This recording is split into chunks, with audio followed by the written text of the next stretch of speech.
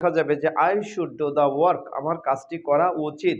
আমরা এটা বুঝি। অর্থাৎ কোনো কিছু যদি আমার কাছে মনে হয় এটা রেসপন্সিবিলিটিস ফর মি, যদি এটা আমার কাছে মনে হয় যে এটা একটা দায়িত্ব, না এই কাজটা আমার করা উচিত, আমার যাওয়া উচিত, আমার খাওয়া উচিত, আমার পড়াশোনা করা উচিত।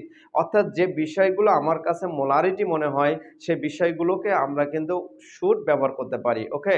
শুড ব্যবহার করতে পারি। সো ফ্রেন্ডস, আমরা এখন শিখব শুড এর কিছু ব্যতিক্রমী ব্যবহার।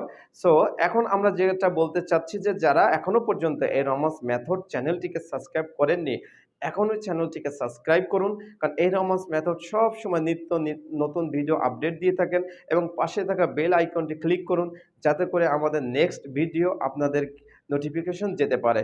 সো আমরা এখন শিখব যে শুড এর ব্যবহার।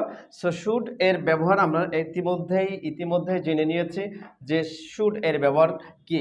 শুড